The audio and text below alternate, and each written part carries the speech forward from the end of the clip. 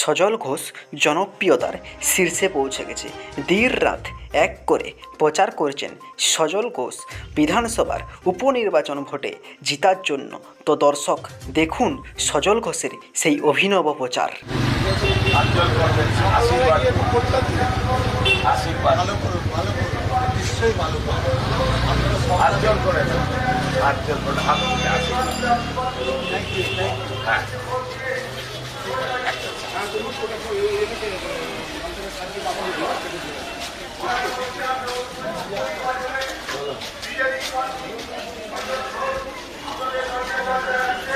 নমস্কার, আমি সজল ঘোষ, এই অঞ্চলের বিজেপি দলের প্রার্থী।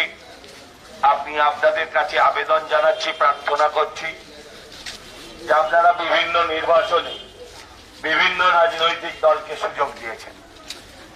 আপনারা বিভিন্ন নির্বাচনে বিভিন্ন রাজনৈতিক দলকে সুযোগ দিয়েছেন। দিদি, আমি এখানকার বিজেপি দলের প্রার্থী, আপনাদের কাছে আবেদন জানাচ্ছি, প্রার্থনা করছি। আপনারা তো অনেক ভোট দিয়েছেন, আপনারা একটা ভোট 2 বছরের জন্য বিজেপিকে দিন। যদি 2 বছর বাদে ভালো না লাগে, আপনারাই আমায় পাল্টে দেবেন। একটা চান্স দিন, এই আবেদন করছি।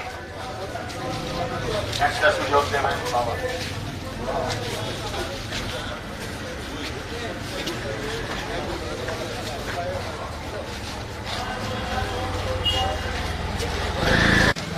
আমি এখানকার বিজেপি দলের প্রার্থী সজল ঘোষ।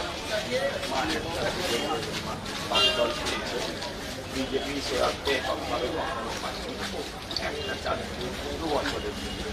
2 বছর বাদে যদি ভালো না লাগে 26 সালে এই ভোটটা আবার এই ভোটটা 2026 সালে গিয়ে আবার আবেদন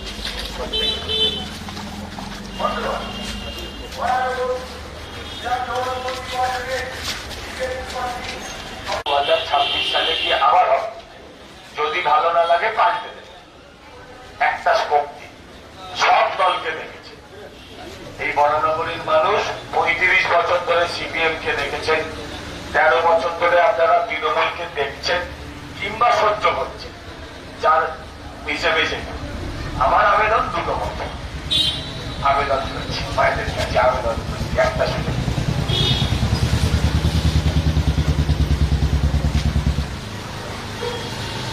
এই স্পিকারকে বল আমার, আমি আপনাদের কাছে আবেদন করছি, প্রার্থনা করছি। এই নির্বাচনে আপনারা বিভিন্ন সময় বিভিন্ন রাজনৈতিক দলকে সুযোগ দিয়েছেন। আপনাদের কাছে আমার আবেদন, আপনারা একটা সুযোগ, আর সেটাও মাত্র 2 বছরের জন্য। একটা সুযোগ, আর সেটাও মাত্র 2 বছরের জন্য আপনারা বিজেপিকে দিন। সমস্ত রাজনৈতিক দলগুলো কখনো না কখনো আশীর্বাদ করবে, কখনো না কখনো সুযোগ পেয়েছে। সমস্ত রাজনৈতিক দলগুলোই কখনো না কখনো সুযোগ পেয়েছে। সে অর্থে বিজেপি কখনো সুযোগ পাইনি। এখান থেকে আপনাদের কাছে আবেদন করছি, একটা সুযোগ 2 বছরের জন্য চাচ্ছি। এই ভোটটা 26 সালে আবার হবে। যদি মনে হয় আমি যোগ্য রাখবেন, যদি মনে হয় আমি অযোগ্য তাহলে পাল্টাবেন। কিন্তু একটা সুযোগ 2 বছর চাইছি আপনাদের। বিরাট কোনো ক্ষতি হয়ে যাবে না। একটা চান্স দিন, সব দল পেয়েছে। একটা সুযোগ বিজেপির জন্য আবেদন করলাম আপনাদের কাছে।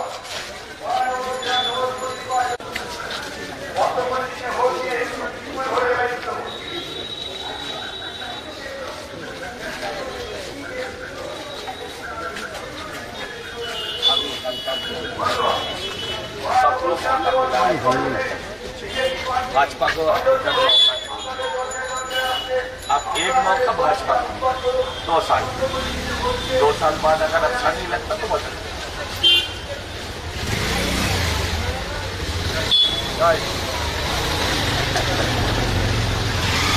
আমি এখানকার বিজেপি দলের প্রার্থী, আপনাদের সবার কাছে আবেদন করছি, একটা বার 2 বছরের। আমি আপনাদের প্রত্যেকের কাছে আবেদন করছি, একটা বার, আর সেটাও 2 বছর। 26 সালে আমার ভোটটা আবার হবে। তখন যদি ভালো লাগে রাখবেন, আর তখন যদি ভালো না লাগে পাল্টে দেবেন। একটা স্কোপ।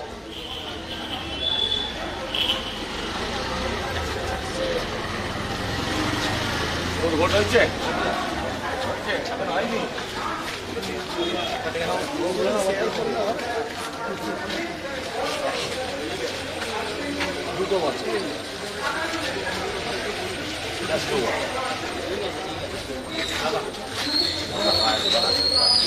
তো দর্শক, সজল ঘোষ প্রচারে কোনো খামতি রাখতে চাইছে না বা রাখছে না। তো আপনাদের কি মনে হয় সজল ঘোষ কি বিধানসভার উপনির্বাচন ভোটে জিততে পারবে? আপনারা কমেন্ট বক্সে কমেন্ট করে জানাবেন এবং দেখতে থাকুন বাংলা চাই।